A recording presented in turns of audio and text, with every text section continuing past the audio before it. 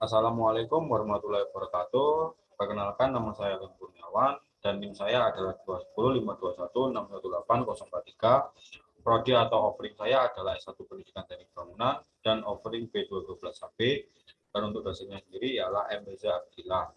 Di sini saya akan mempresentasikan dari mata kuliah Mekanika Bahan tentang teuk kolom. Yang pertama ialah teuk kolom. Dan untuk pengertian teuk kolom tersendiri, di sini dibagi menjadi 4 ringkasan, yaitu yang pertama ialah tiang, tonggak, atau batang desak. Yang kedua ialah meneruskan beban ke fondasi. Yang ketiga ialah merupakan batang tekan. Dan yang terakhir ialah merupakan balok rangka atap. Dan untuk kasus teuk kolom terjadi pada kondisi elastis maupun plastis di bawah pembebanan statis atau dinamis. Pada umumnya, suatu komponen struktur kolom tidak hanya bertugas menahan beban aksial atau vertikal saja, tetapi juga direncanakan untuk menahan kombinasi beban aksial dan momen lentur. Untuk keruntuhan pada kolom terjadi karena tekukan, yaitu deformasi arah lateral dari suatu batang. Keruntuhan suatu balok pendek terjadi karena kelelahan beban. Tekukan dan juga keruntuhan suatu kolom dapat terjadi walaupun tegangan maksimum pada balok lebih rendah daripada titik lelah bahan.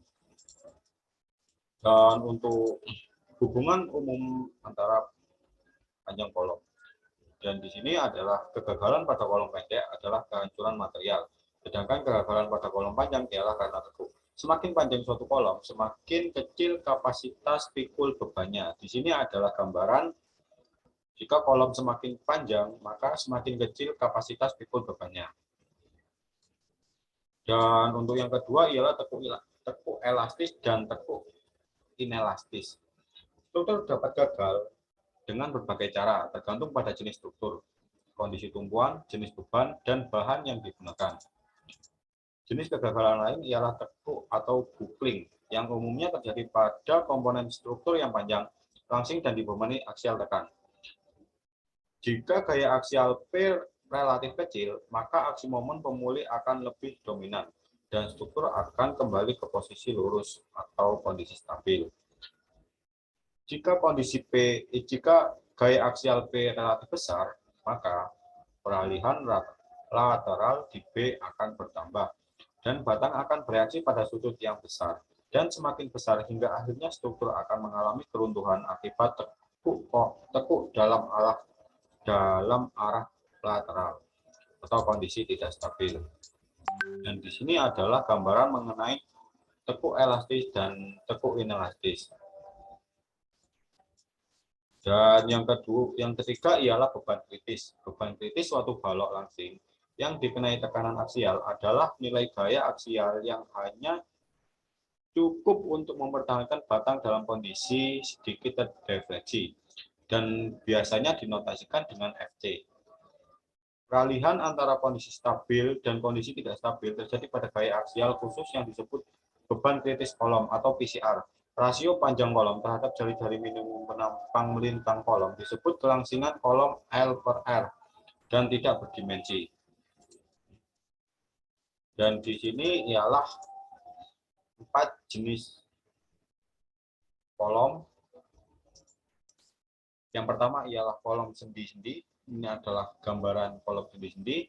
Dan untuk nilai LE sama dengan L dan K sama dengan 1. Dan yang kedua ialah kolom jepit bebas. Dan untuk nilai LE adalah 2L dan nilai K adalah 2. Dan untuk yang ketiga ialah kolom jepit-jepit. Untuk nilai PCR-nya sendiri adalah 4Pi kuadrat EI per L kuadrat.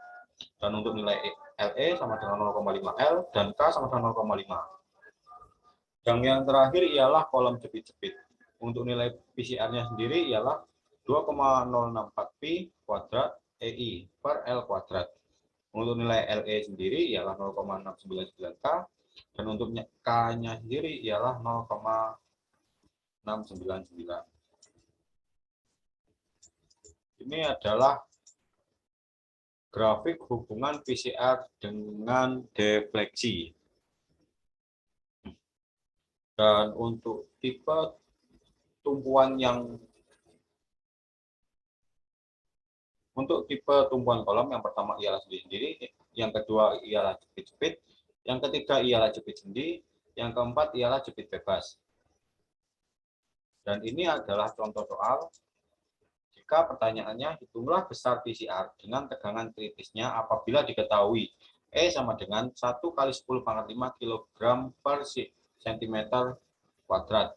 Dan di sini diketahui nilai L-nya adalah 4 meter, dan untuk nilai A dan B-nya ialah 10 cm dan 22 cm. Dan untuk yang pertama ialah mencari nilai IX, yaitu 1/12 kali 10 kali 22 pangkat 3, menghasilkan nilai 8.873,33 cm pangkat 4. Dan untuk nilai Y tersendiri menggunakan rumus 1/12 kali 22 kali 10 pangkat 3, menghasilkan nilai 1.833,33 cm pangkat 4. Dan untuk nilai I min sama dengan 1.833,33 cm pangkat 4, diambil dari nilai Y. Dan untuk PCR-nya sama dengan menggunakan rumus H kuadrat kali 1 kali 10 pangkat 5 kali 1.833,33, yaitu I min per 0,5 kali 400 pangkat 2, menghasilkan nilai 45.189,75 kg. Dan untuk nilai FCR-nya sendiri menggunakan rumus P per A, yaitu nilai dari PCR tadi dibagi dengan A, yaitu luasan balok tadi, menghasilkan nilai 205,41 kg per cm kuadrat. Dan untuk tegangan kritisnya memakai rumus P per A, yaitu untuk menghasilkan nilai P FCR. Dan untuk contoh soal yang kedua ialah kolom AB berbentuk bujur sangkar dengan peletakan seperti gambar di atas. Jika diketahui L sama dengan 3,5 cm dan E sama dengan 2 kali 10 pangkat 5 kg per cm kuadrat, tegangan kritis bahan ialah 10 MPa. Hitunglah lebar dari kolom tersebut.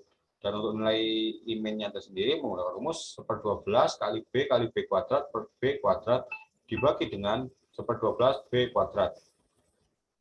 Dan untuk nilai FCR-nya memakai rumus N kuadrat kali E per LK per I min sama dengan FCR-nya diubah koefisiennya menjadi 10 kali 10 sama dengan 3,14 kali 2 kali 10 pangkat 3 per 0,7 kali 350 per akar dari 1/12 B kuadrat pangkat 2, yaitu sama dengan 100 sama dengan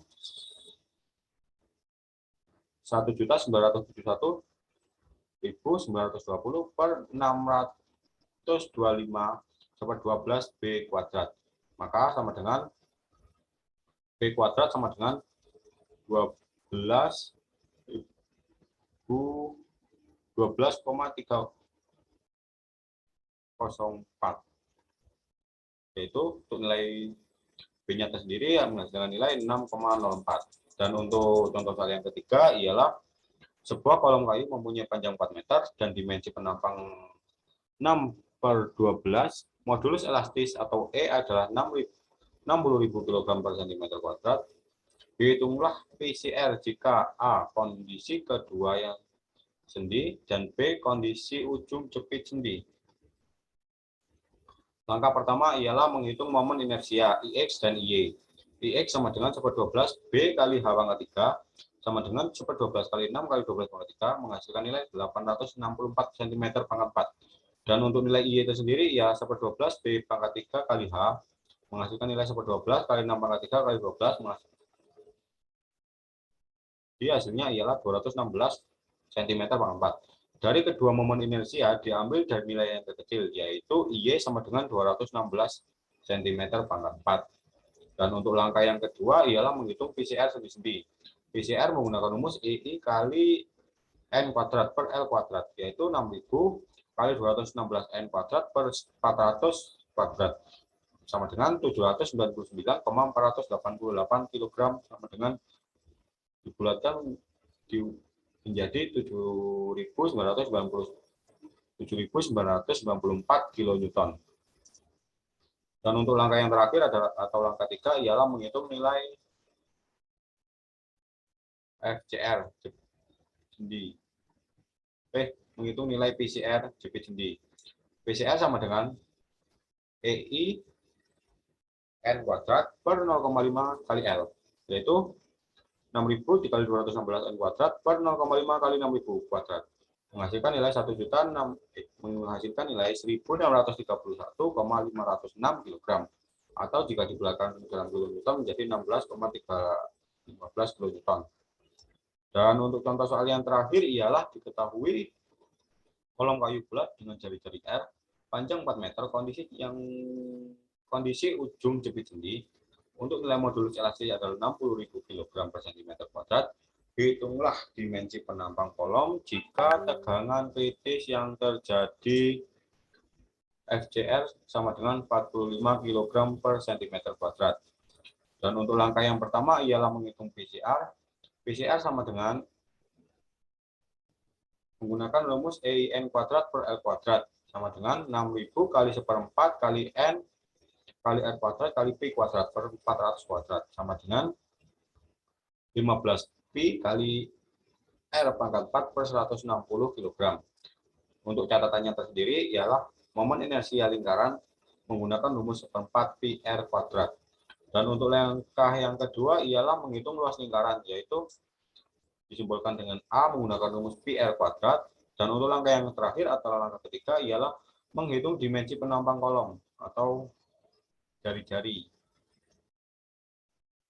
Nilai FCR sama dengan PCR per A sama dengan FCR-nya diubah koefisien menjadi 45 sesuai yang diketahui di soal. Dan untuk nilai PCR-nya ialah 15 kali N kuadrat kali R pangkat 4 per 160 bagi dengan PR kuadrat. Maka nilai R sama dengan 6.947 cm. Untuk diameternya sendiri yaitu dikali 2 jari-jari, yaitu 2 kali 6.947, maka dihasilkan nilai 13.948 cm. Sekian presentasi dari saya. Apabila ada salah katanya, saya mohon maaf yang sebesar-besarnya. Wassalamualaikum warahmatullahi wabarakatuh.